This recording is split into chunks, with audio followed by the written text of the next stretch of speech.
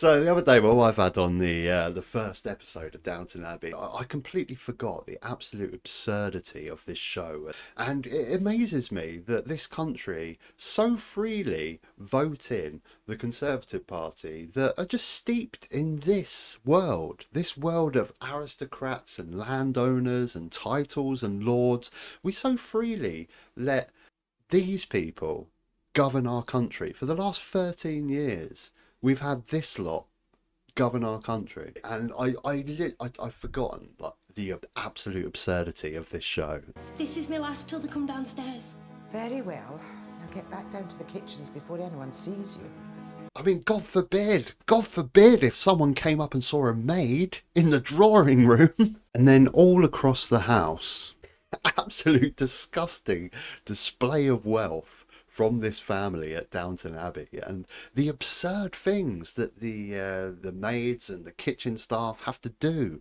He's ironing the fucking newspapers. He's ironing the newspapers because, God forbid, Lord Grantham, Earl Duke II of Downton could possibly get some ink on his fingers at breakfast time. Can you imagine the absolute catastrophe if Lord Grantham, Earl Duke II got a little bit of ink? He'd have to go and wash his fingers, wouldn't he? He'd have to go and wash his hands. God, he's filtering the wine through a cloth.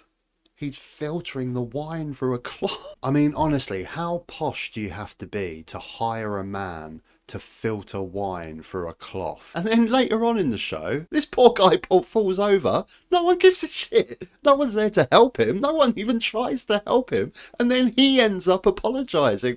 Perfectly, my lord. I apologise. So this is the bit here where we're supposed to feel that Lord Grantham is actually, he cares about the people of the lower class, where they talk about the Titanic. I understand most of the ladies were taken off in time.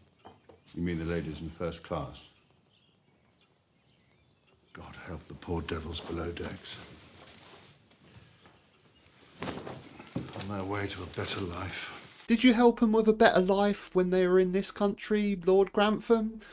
Did you do anything to help those poor devils? No, you're just quite happy with your absolutely disgusting display of wealth all around the house. I mean, this chest here with bloody gold-plated sides, well, that's probably worth like 5 or 6 grand in today's money. Those 2 lamps, couple of grand each. I mean, that would pay for a few typewriting courses for these poor devils below that you seem to care so much for. And the stupid thing is, the villains of the show are not this lot, glorying in their absolute disgusting display of wealth while people are poor all around and they have peasants filtering their wine, ironing their newspapers. No, they're not the villains of the show. These two are the villains of the show. The poor sods down at the bottom that have had to fight for every single crumb that they could possibly get hold of. Okay, yeah, she is a bit of a bitch. She saw the threat from Mr. Bates and tripped him up. I get it. But these are the ones we're vilifying. These are the ones that we're supposed to despise and hate. The ones that are just desperately trying to claw themselves out of this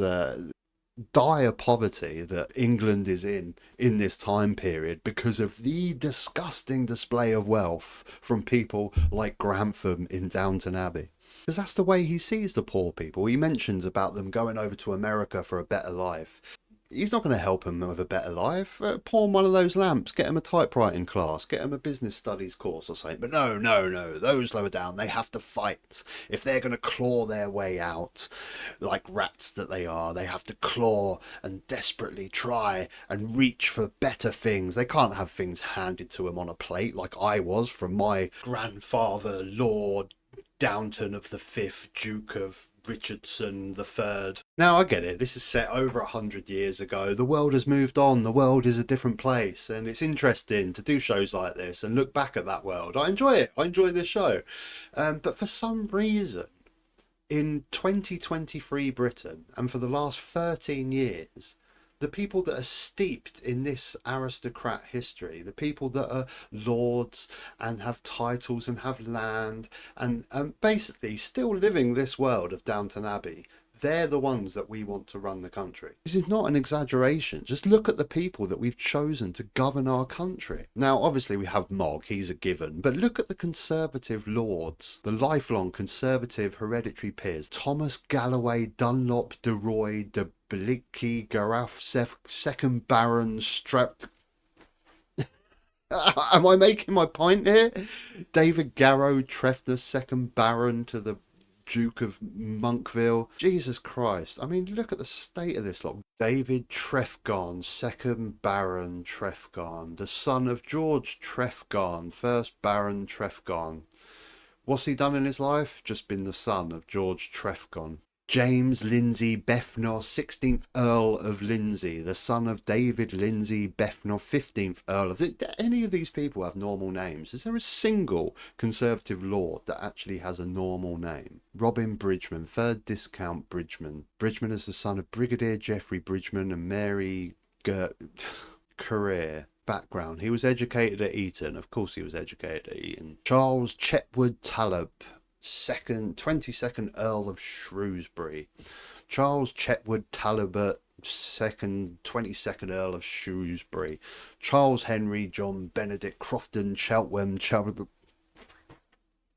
This isn't real. This is made up. This is not real. Shrewsbury is the 5th child and eldest son of John Cheltenham Talbot, 21st Earl of Shrewsbury. Career: Shrewsbury joined the House of Lords when he succeeded his father Peerage in 1980, at the time enjoying the automatic right to sit in Parliament. That's his career. He's had an automatic right to sit in Parliament because of his father, because of his peerage. These are the people we're deciding to put in charge of our country that are directly linked to that world of Downton Abbey. This is not an exaggeration. All these lords, all these peerages, all these Count Dukes of Monckville, whatever they are all direct descendants from all those people in the world of Downton Abbey, and that's who we've chosen to run our country. Now, I understand there's question marks about Labour. I understand that people have question marks over Keir Starmer, whether he really will make a difference, whether he really can turn the country around, whether he will make it better for normal people. But at least, at the very least,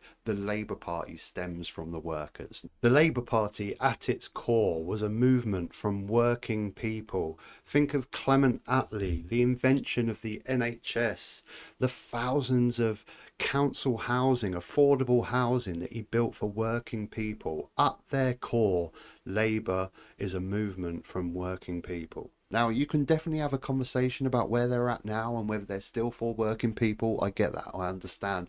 But at least that's where their roots are. The Tory roots are always going to be in Duke Wellington, Monkhouse III, and private estates and aristocrats. That is where the Tory party come from. They come from the world of Downton Abbey, of ironing newspapers and filtering wine. That is their world, and they're still there now. You want this lot running the country again? They need to be annihilated. Their time is done. They need to be taken off the face of the earth. Okay, maybe Labour's not the answer, but we need new parties. We need new ideas. We can't still be living in the world of the 18th century and Duke Wellington, Lord Monkhouse, Charles, John Benedict Crofton, Newton, 2nd Earl of Shrewsbury. Okay, that time is gone. It needs to go. If you enjoyed the video, click a like. If you haven't subscribed, you can subscribe up top. There'll be another video. You can check that out as well. Till next time, take care.